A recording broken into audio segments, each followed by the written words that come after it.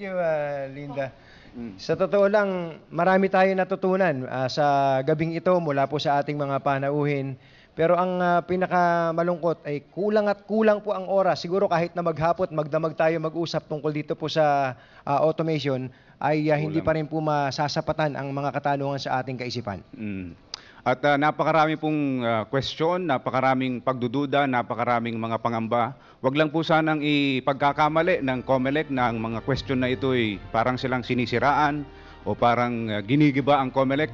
Ituring po ng COMELEC na ito ay parang suhay o brace. Nilalagyan natin ng brace, nilalagyan natin ng tukod, nilalagyan natin ng suhay ang bahay na hindi matatag.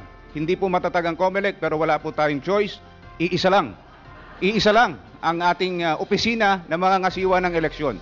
At kailangan pong pagtulong-tulungan natin na ang bahay na yan, pagdating ng bagyo sa May 10, 2010, matatag para sa sambayan ng Pilipinas. Naalala mo pa ba, kumpachero, nung July 2005?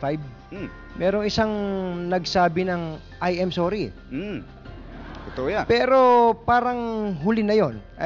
Mahirap kung ang COMELEC po ang magsasabi ng I am sorry pagkatapos ng eleksyon na may mga problema tayo. Wala pong puwang sa lipunan natin ngayon ang isang failure of elections. Wala po. Dahil sa hindi po EDSA 1, EDSA 2, EDSA 3 ang mararanasan natin. Baka po batukan na tayo nung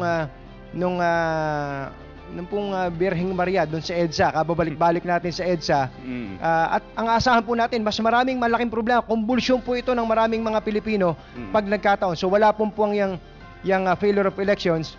Kaya request natin sa mga taga-COMELEC, Kuya Goy Larrazabal, Kuya Lolo Melo, Lolo Jose Melo, ang pinakamaganda pong gawin ay ikumpisal nyo na po kay Brother Eddie saka kay Among Ed yung inyo pong mga kahinaan, at sabihin, ito problema, hindi talaga namin kaya, baka pwedeng hati.